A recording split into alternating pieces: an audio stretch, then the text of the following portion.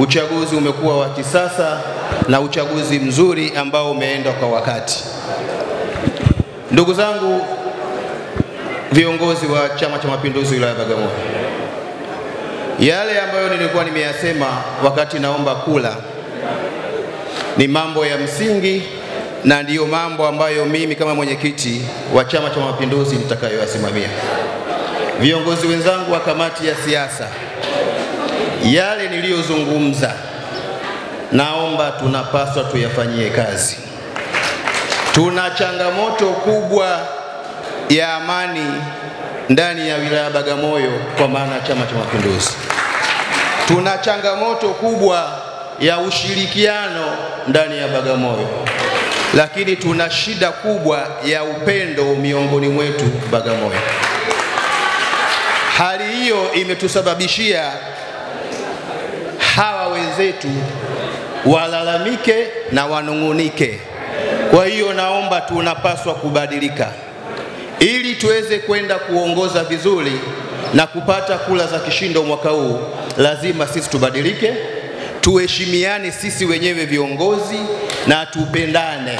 Namuomba Mwenyezi Mungu baada ya kukalia kiti hiki, basi nafsi yangu ile ambayo nilikuwa naiomba kwamba nisimamie haki, amani na upendo, basi niendelee nayo. Ndugu zangu, kama tunavyojua mwaka huu tuna uchaguzi. Hayo niliyosema ya awali ndiyo yatakayotoa matunda na ushindi wa kishindo kwa Chama cha Mapinduzi kama tukiungana tukiyatekeleza hayo. Tuna uchaguzi wa madiwani, lakini tuna uchaguzi wa ubunge na tuna uchaguzi wa kumchagua rais wetu wa Jamhuri ya Muungano wa Tanzania. Niombe, mimi mwenyekiti wenu sina kundi la mtu yoyote. Kundi langu ni la wana CCM wote wa Bagamoyo. Atakayetokea, atakayeteuliwa na atakayeshinda ndiyo mgombea wetu wa Chama cha Mapinduzi, ngazi ya udiwani na ngazi ya ubunge.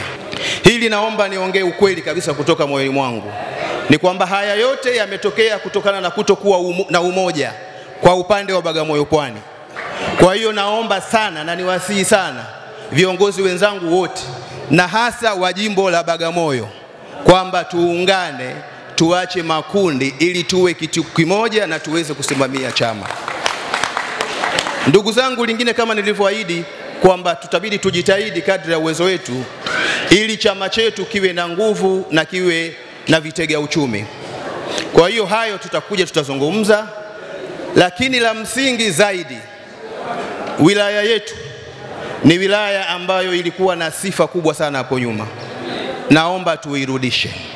Katika kuirudisha wilaya yetu, mimi nafsi yangu huwa inaumia sana. Sisi wilaya ya Bagamoyo tumetoa kiongozi mkubwa sana ndani ya nchi hii.